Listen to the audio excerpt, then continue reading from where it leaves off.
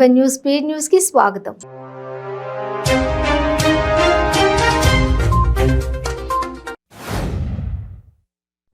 రాష్ట్రంలో అన్నార్థులు ఉండొద్దని, ఏ ఒక్కరూ ఆకలితో అలమటించకూడదనే గొప్ప సంకల్పంతో కేసీఆర్ సర్కార్ పేదలకు రేషన్ బియ్యం పంపిణీ చేపడుతోంది. సంవత్సరానికి వేల కోట్లను వెచ్చిస్తూ నాణ్యమైన పోషకాల బియ్యాన్ని పంపిణీ చేస్తున్నామని, ఎట్టి పరిస్థితుల్లోనూ రేషన్దారులకు ఇబ్బందులు రానివ్వద్దని రాష్ట్ర పౌర సరఫరాల శాఖ మంత్రి గంగుల కమలాకర్ సూచించారు. హైదరాబాద్లో 3 కోట్ల రూపాయల వ్యయంతో నూతనంగా నిర్మించిన ఐఎస్ సదన్ పోలీస్ స్టేషన్ భవనాన్ని హోంమంత్రి మహమూద్ అలీ ప్రారంభించారు. ఈ కార్యక్రమంలో DGP Anjani Kumar, commissioner CV Anand, పలువురు పోలీసు ఉన్నతాధికారులు పాల్గొన్నారు. విశాఖలో సీఎం జగన్ పర్యటన బిజీగా సాగింది. షెడ్యూల్ ప్రకారం అభివృద్ధి కార్యక్రమాలు, శంకుస్థాపనలు పూర్తి చేసుకున్న జగన్ ఉత్తరాంధ్రపై తనకున్న ప్రాధాన్యతను వివరించారు.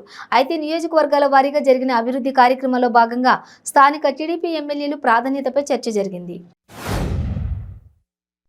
బాలికలపై రోజురోజుకి అఘాయిత్యాలు ఎక్కువ అవుతున్నాయి. పసిప్రాయంలో ఉన్న బాలికపై కన్నేసిన లైంగిక దాడులకు పాల్పడుతూ కొందరు కామాంధులు పైశాచిక ఆనందం పొందుతున్నారు. తాజాగా కంటికి రెప్పలా కాపాడాల్సిన ఓ బాబాయి సొంత అన్న కుమార్తెను బెదిరించి గర్భవతిని చేసిన దారుణమైన ఘటన చిత్తూరు జిల్లా పలమనేరు పట్టణంలో చోటు చేసుకుంది.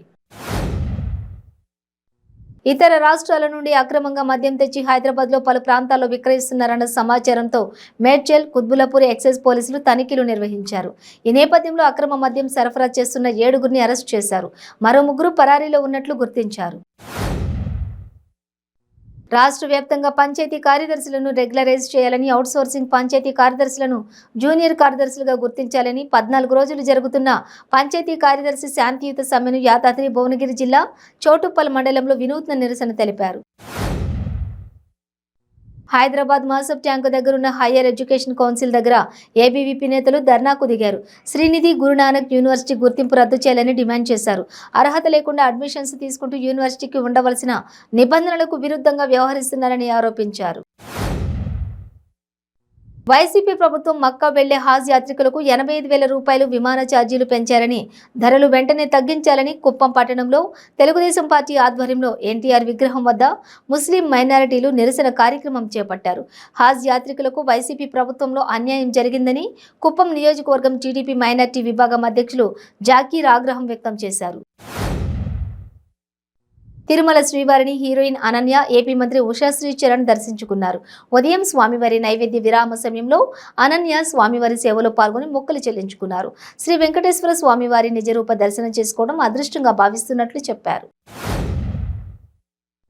ఢిల్లీ ప్రభుత్వం, లెఫ్టినెంట్ గవర్నర్ మధ్య అధికారాల విషయంలో వివాదాలు తలెత్తాయి. ఈ నేపథ్యంలో సుప్రీంకోర్టులో అధికారాల పరిధిపై విచారణ జరిగింది. తీర్పు రాష్ట్ర ప్రభుత్వానికి అనుకూలంగా రావడంతో సీఎం కేజ్రీవాల్ సర్కార్కు ఊరట లభించింది. ఈ నేపథ్యంలో సిపిఐ జాతీయ కార్యదర్శి నారాయణ స్పందించారు. ఉన్నత ధర్మాసనం ఇచ్చిన తీర్పు కేంద్ర ప్రభుత్వానికి చంపపెట్టన్నారు. నిజామాబాద్ జిల్లా భీమ్గల్ మండలం పల్లికొండ గ్రామానికి చెందిన కర్రోల అనిల్ యాదవ్కు చెందిన 48 గొర్రెలు ఇటీవల పిడుగుపాటుకు గురై మృతి చెందాయి. పిడుగుపాటుకు అనిల్ కూడా గాయాల పాలయ్యాడు. విషయం తెలుసుకున్న రాష్ట్ర రోడ్లు, భవనాల శాఖ మంత్రి వేముల ప్రశాంత్ రెడ్డి బాధితుడు అనిల్ను పరామర్శించారు. నల్లగొండ జిల్లా దేవరకొండ నియోజకవర్గం డిండి టౌన్ కార్యదర్శిగా మరియు తాత్కాలిక ఎంపీఓ విధులు నిర్వహిస్తున్న గంజి శ్రవణ్ కుమార్ ఏసీబీ వలకు చిక్కాడు. బైరోజు శంకరమ్మ అనే మహిళ ఫ్లాట్ విషయంలో 10,000 డిమాండ్ చేశాడని బాధితురాలు ఏసీబీని ఆశ్రయించారు. డబ్బులు ఇచ్చే క్రమంలో రెడ్ హ్యాండెడ్గా పట్టుకుని కేసు నమోదు చేశారు. రాష్ట్రంలో అకాల వర్షాలకు తడిసిన ధాన్యాన్ని కొనుగోలు చేస్తూ నష్టపోయిన రైతులకు పరిహారం అందజేస్తామని ఏపీ మంత్రులు భరోసా ఇచ్చారు. చంద్రబాబు తన ఉనికి కాపాడుకోవడం కోసం మాత్రమే రైతులపై ముసలి కన్నీరు కారుస్తున్నాడని విమర్శించారు.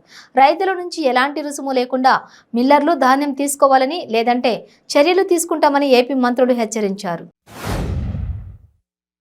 తిరుపతి గ్రామ దేవత తాతయ్యగుంట గంగమ్మకు సాంప్రదాయబద్ధంగా సారెను Tirupati municipal corporation commissioner Haritha Anil Kumar దంపతులు సమర్పించారు.